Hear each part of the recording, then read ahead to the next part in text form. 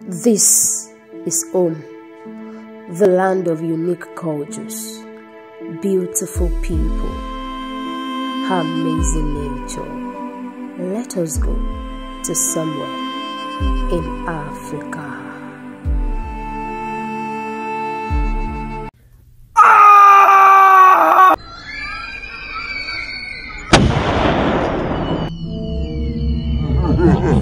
The seizing, the buying and the selling of human beings had been the culture of the world. The whites, the blacks, everyone was involved.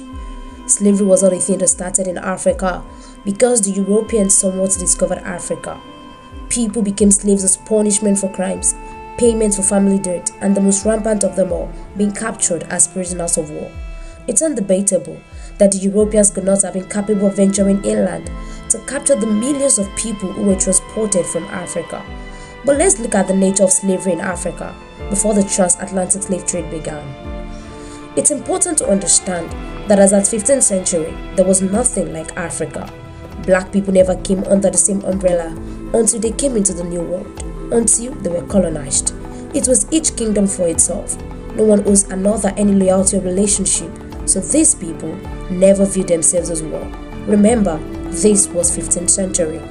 So when blacks go at war against another, it's not people of the same race fighting one another, it's a kingdom against another kingdom. And this could be to gain political or economical power. And during the war, the most powerful kingdom will take the spoils and the people of the weak kingdom as slaves. But still, slaves were treated as family. Slaves could work, earn wages, own properties, have family, and sometimes even get freed after a particular period of time. But this was entirely different from the way the Europeans treated slaves. They, on the other hand, they saw slaves as commodities, properties, a means of exchange, often beaten, maltreated, branded, and dehumanized.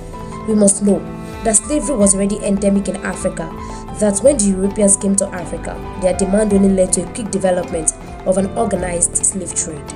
The people who were involved in the transatlantic slave trade were generally the traditional rulers, the wealthy and powerful slave merchants, who one way or the other got greedy for material things and became thirsty to occupy powerful positions in the society. But none of these people sold men from their own kingdom. That would be insanity. For example, it was estimated that between 1 million and 1.25 million Europeans captured by barbaric pirates and sold as slaves in the North Africa and Ottoman Empire between the 15th and 19th century. Yet, no one said the whites sold the whites. But there is a reason why Africa's zone was extremely sad.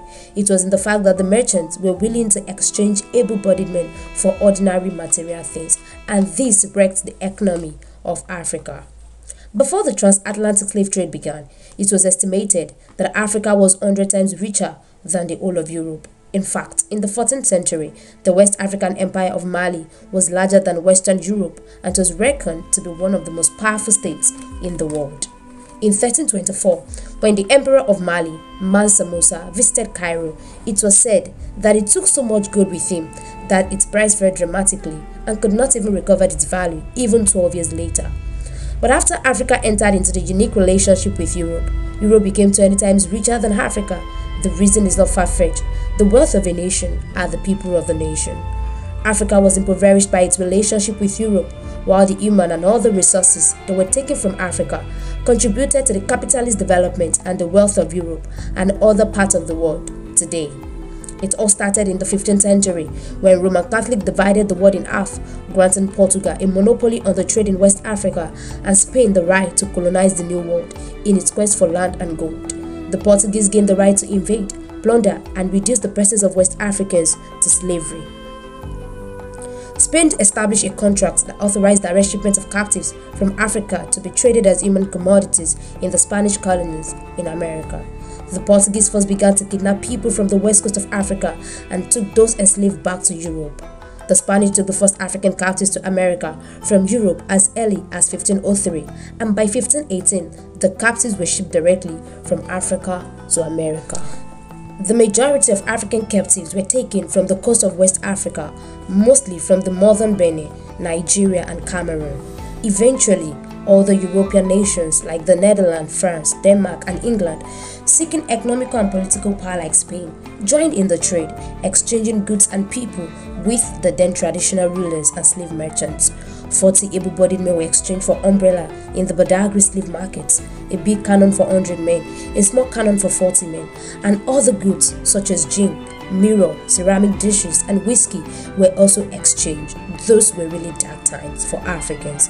For Africa was known for its mineral-rich land and wealth in gold and other goods. Hence, the competition to colonize this newfound world started, and this was endorsed by the European nations, which later resulted in the largest forced migration of the world.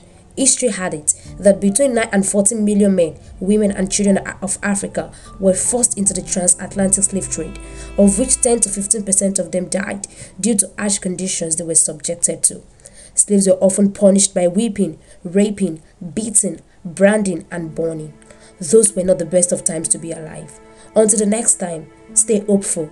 If you are yet to subscribe to this channel, please do, so that you can get notified when we upload another video. Like and drop your comments in the comment section below. Thank you.